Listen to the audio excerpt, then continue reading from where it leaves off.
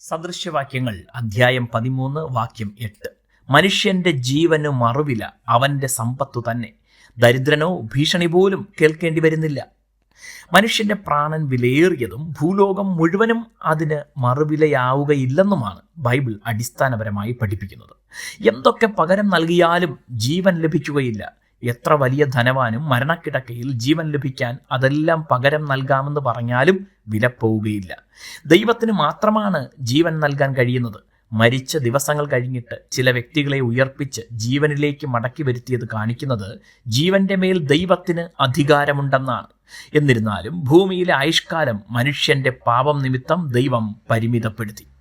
ഇതുവരെ പറഞ്ഞ ആശയത്തിൽ നിന്ന് വ്യത്യസ്തമായി ഈ വാക്യത്തിൽ മനുഷ്യന്റെ ജീവന് മറുവില അവന്റെ സമ്പത്താണെന്ന് പറയുന്നു. എന്നാൽ ഇവിടെ പറയുന്നത് ഭൂമിയിലെ മനുഷ്യരുടെ സ്വഭാവത്തെക്കുറിച്ചാണ്.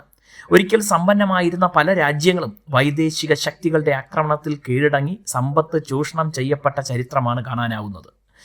ദരിദ്ര രാജ്യങ്ങളെയും പ്രകൃതി വിഭവങ്ങളില്ലാത്ത ദേശങ്ങളെയും എന്തൊക്കെ നടന്നാലും അവർ തിരിഞ്ഞു നോക്കാറില്ല. വ്യക്തികളുടെ കാര്യമായാലും ഇതുതന്നെയാണ്.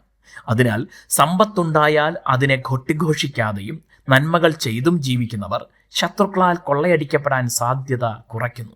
തങ്ങൾക്കുള്ള സമ്പത്ത് കൊള്ളയടിക്കപ്പെടാതിരിക്കാൻ സൂക്ഷ്മതയുള്ളവരായിരിക്കുക, സുരക്ഷയുണ്ടാക്കുക തുടങ്ങിയ കാര്യങ്ങളും ചെയ്യാൻ കഴിയുന്നതാണ്.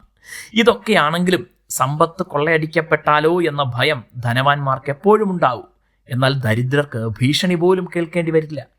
ഈ പൊതു തത്വമാണ് പ്രാണന് മറുവില അവന്റെ സമ്പത്ത് എന്ന് പറയുന്നത്.